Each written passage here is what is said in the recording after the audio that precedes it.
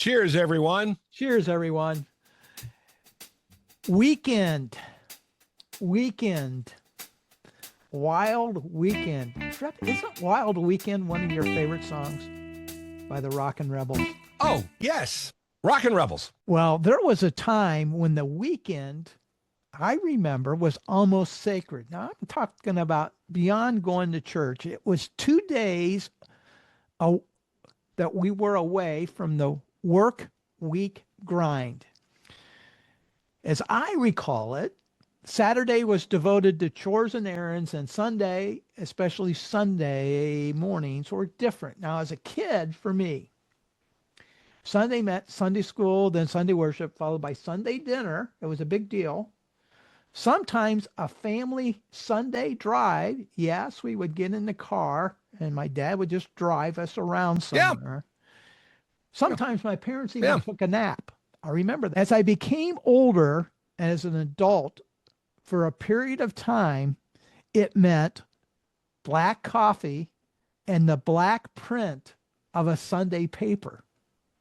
Front page, Metro, business, sports, comics, even clipping coupons. I remember those days.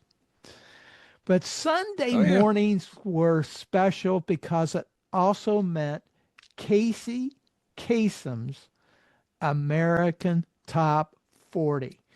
And in this episode, we are heading back to April 19th, 1975 to look at the top 10 songs from that exact week. I'm just going to name them, and we're going to give Tripp a chance to comment on each of those songs. Are you ready? I'm ready. Coming in at number 10, it's Freddie Fender, Before the Next Teardrop Falls. What do you recall? Freddie Fender, that? a guitar virtuoso. Freddie Fender had a following in Mexico. He had gotten in some trouble in his life and had served some time in jail. And Freddie Fender, in the mid 1970s, struck a chord and got some national notice. He had a couple of hits, and The Next Teardrop Falls was probably his biggest hit. It got into the top 10. I think it might have gone all the way to number 1. It may have. It did. Yeah. On both the Billboard and the country charts. It was indeed a massive crossover hit. And I remember that song. Here's one I don't really remember. In fact, I had to play it to get reconnected to it. Coming in at number 9 that week, it was by Hot Chocolate. The name of the song? Emma. That was their follow-up to You Sexy Thing. And it was Hot Chocolate, and the line in the song, which I always remember, is Emmeline. That was they described, Emma. It was Emmeline. I remember that one. Yeah, I remember that song. Coming in at number 8, featured the Love Unlimited Orchestra with the voice Barry White. What am I gonna do? Barry White, of course, was the man behind the Love Unlimited Orchestra. And Barry, of course, had that very distinctive baritone voice. And What Am I Going to Do With You is one of those songs. I mean, he was so good. And, in years later, The Simpsons, this is how loved Barry White was. They had him on The Simpsons a bunch of times. And I remember when Barry passed away, The Simpsons, they were very upset about it. And I think they even put a graphic up about Barry White at the end of the Simpsons episode. Barry White, perhaps the recording artist that was responsible for more children being born than any other recording artist. It's funny you say that because my buddy just said that a couple of weeks ago when I got together with him. And if you don't know what we're talking about, well, I don't know what to tell you. Listen to a Barry White song. You'll understand it. Trust me. What Am I Going to Do came in at number 8. This was April 19th, 1975. I was finishing my freshman year at Ashland College. Coming in at number 7, a song I really like. It's by Sammy Johns, called Chevy Van. That was his only hit, and it's one of those songs that is so recognizable. And Sammy Johns had this song. In fact, if I'm not mistaken, I think Sammy Johns passed away a few years ago, and that was the thing that his death did make some notoriety because everybody remembers the song Chevy Van.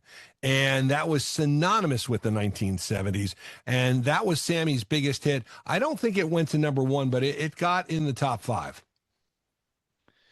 Hey, you're listening to Trip Rogers. Phil, yeah, this is a special edition of Trippin' Up, where we're going through American Top 40 Top 10 hits from April the 19th, 1975. At the end of this episode, Tripp's going to share his 3 favorite songs from this episode.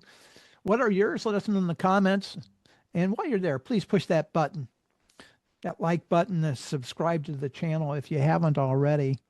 Coming in at number 6, it's Ben E. King. Of course, he had Stand By Me, but he had another song that came in at number 6 this week, Supernatural Thing. Benny King was always active in the music business. He, of course, started as a lead singer for the Drifters, then had a solo career, and kind of fell off in the late 1960s, but he still recorded. And then when the disco era came back, Benny King had Supernatural Thing. I think he had a couple other hits on the R&B chart. And Benny King was a resident of my home state is New Jersey. He lived in Englewood Cliffs for a number of years. And of course, in 1986, they re-released Stand By Me, and it went to the top 10 a second time for Benny King. And he had a huge comeback back then. And of course, Supernatural Thing was probably his second biggest song outside of a solo artist, outside of all the hits he sang on for the Drifters. Coming in at number 5, it's Tony Orlando and Dawn. Now, this was a remake. Actually, Tony Orlando rewrote some of the lyrics for it. He don't love you like I love you. That was their last number 1 song. It hit number 1, I think, in April of 1975. And it was originally done by Jerry Butler. And Tony Orlando and Dawn, by that time, had their own television show. Now, the thing about Tony Orlando and Dawn is they had first recorded for Bell Records, which was then bought by Arista, and actually Clive Davis bought it, changed the name to Arista Records. They were on Arista's label for a couple of years, but then Tony Orlando and Dawn signed with Elektra Records, and this was their first release on Elektra Records. And again, they had the television show, but when the television show went away, Tony Orlando continued to perform. He worked on the MDA telethon with Jerry Lewis for a number of years. And Tony Orlando is now doing a weekly radio show in New York on WABC. Now, the other part of it is Dawn was 2 lady singers. One of them, Thelma Hopkins, went on to become an actress and was active on a couple of shows. She was a supporting actress, I should say, and had a long career doing that on television. And coming at number 4 is a Beatle solo. It was a song written. John Lennon. It's Ringo Starr, and it's Ringo, No song. The No song. Yep. Had backing vocals by Harry Nilsson. Did Harry Nilsson? I wonder if he even wrote the song. Can you tell us about the No song? I'll talk about Ringo in generic terms. And I say this because when the Beatles broke up, everybody said Paul McCartney, John Lennon, George Harrison, they're going to be great. Ringo, they had questions about, because Ringo really was not a featured personality, but Ringo's strong point was his drumming. Well, the thing of it was, Ringo was also very good friends with the other 3 Beatles. So on every Ringo album, you would have at least 2 of them working with him, and he would have that help. Harry Nilsson was a friend of John Lennon's, and that's how Ringo met him. And so he had done, and Ringo had this quirky personality that worked for his music. So the No-No song kind of played into that, that quirkiness of Ringo's personality. All you have to say about Ringo is he was not the last Beatle to hit number one on the Billboard Hot 100 in the United States. John Lennon was, as a solo artist. Wow. True story. We're going You didn't know that? I did not. What was the song? The song that Ringo hit number one with was Photograph, John Lennon's first number one song. Everybody thinks it's Imagine, but that was probably his most remembered. His first number one song on the charts, Whatever Gets You Through the Night with Elton John. And that led to that concert appearance on Thanksgiving of 1974. That was the last time that John Lennon played in front of an audience. Well, this episode is dropping during what is called Vinyl-a-thon 2026 weekend. And for those who don't know, Tripp and I were not only inspired by Casey Kasem, but we were radio majors back in the day at Ashland College. And during this weekend, we returned back to the studios, went back on campus, along with some compadres who have all made multiple appearances on some of my various programs, including Mike Kuntz, Dave Russell, Dolph Santorin, and Gary Weiler. We all got together, took control of the board, dropped the needle on some of our favorite vinyl. Shout out to Derek Wood and Dave McCoy for inviting us back on campus. We're not getting back to the top 10. American Top 40, April 19th of 1975. We're down to 3. Coming in at number 3, Minnie Riperton, Lovin' You. That was Minnie Riperton's biggest song. And at the end of it, she sings about Maya, and that is Maya Rudolph. But Minnie Riperton, unfortunately, developed breast cancer and died in 1979. She had she had that one hit, "Lovin' You," which is a great song, and she had such a vocal range. But the end of that song, they're singing about Maya, and that's who she was singing about. I didn't know that until I got prepared for this episode. We've reached our top 2. This song currently on this week's chart comes in at number 2. It was at one point a number 1 on the Billboard Hot 100. It's by B.J. Thomas. Hey, won't you play another Somebody Done Somebody Wrong song? B.J. Thomas was a recording artist who had a number of country hits, and he was known for his. He was on the pop charts, and of course had a huge number 1 with "Raindrops Keep Falling on My Head." But B.J. was a country music artist, and by this time in the 1970s, country music radio stations were starting to gain a lot of traction around the United States. You started to have a number of influential country stations in major markets.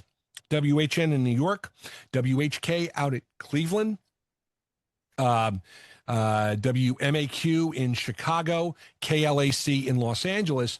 And BJ got a recording contract with ABC Records and released this song, "Hey, Won't You Play Another Somebody Done Somebody Wrong" song.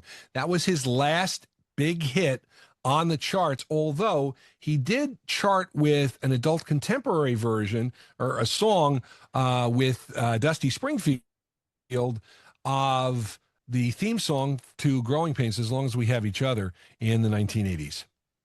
Yeah, I actually did an episode on B.J. Thomas. He had number 1 hits on the adult contemporary list, the country list, the Hot 100, and also on the Christian contemporary list as well. All right. Yes, he became a huge Christian artist too. I forgot to mention that he was a born again Christian. All right, we've made it all the way to number 1. And this week on April 19th. You got to insert a timpani roll here. Yeah, I'll insert a timpani. There we go, timpani, something, drum roll, something, noise. I'll figure something out. 1975, April the 19th, number 1. It's Elton John, "Philadelphia Freedom." Okay. First of all, the song was written for Billie Jean King. Yes, the Billie Jean King.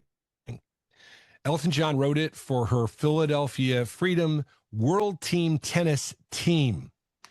This was a song that was not on an album. It was released as a single. and it was one of his biggest number one songs. And it was funny because at the time we are taping this, Elton John's 79th birthday was just the other day that we're taping this, the day we're taping this. And it was, if you look on the single for Philadelphia Freedom, we were talking about that appearance, that appearance at Madison Square Garden as with Elton John on Thanksgiving night. The flip side of Philadelphia Freedom had the song "I Saw Her Standing There." Wow. So that's a unique little tie-in here on that. But Philadelphia Freedom was one of Elton's biggest songs. And if I'm not mistaken, I'm pretty sure it wasn't included on an album because in 1975, he had two albums that debuted at number one, Captain Fantastic and the Brown Dirt Cowboy. And then the second one was Rock of the Westies. And both of those were the first two albums in chart history, in Billboard album chart history, to debut at number one. And they were 6 months apart. But Philadelphia Freedom was released as a single, was not included on either of those albums. It was only available on an Elton John Greatest Hits album for a number of years. Well, there you have it. The top 10 list on American Top 40 as announced by Casey Kasem on April the 19th, 1975. And before we flip to the B-side, as a reminder, at the end, I'm going to ask Tripp to name his 3 favorite songs from the top 10. Please share yours in the comments. We'll select one to be added in the Trippin' Up Triple Play playlist. So far, we've chatted about the wax. In the B-side, we dig into the facts. Tripp, what do you got for the B-side of this episode? Well, Phil, you mentioned a bunch of the songs in the top 10 were either were former number ones or were going to be number one. The thing about 1975, that was a record-breaking year on the Billboard chart because I think that set a record for the most number one songs in the space of a calendar year. Oh, okay. I want to say it was somewhere in the 30s. I'm not sure of the specific number, but you had a lot of songs that would hit number one for 1 or 2 weeks. Philadelphia Freedom was one of those songs that hit for more than 2 weeks, but you had a lot of number one hits for one hit. They would be number one for 1 week and they would go down. And again, I on a previous episode, we talked about record companies would manipulate the charts and they would be able to, because they wanted to get songs to number one and stuff. And that year was kind of one of the years that they did this. American Top 40 sometimes didn't really reflect what was on the radio. And what was fascinating for me growing up in New York City, I mean, I listened to WABC. WABC was my Bible. WNBC was also on in New York. I kind of missed the WMCA days because that was in the late 60s. WNBC would play a lot of songs that I wouldn't hear on WABC. WABC was very tightly formatted.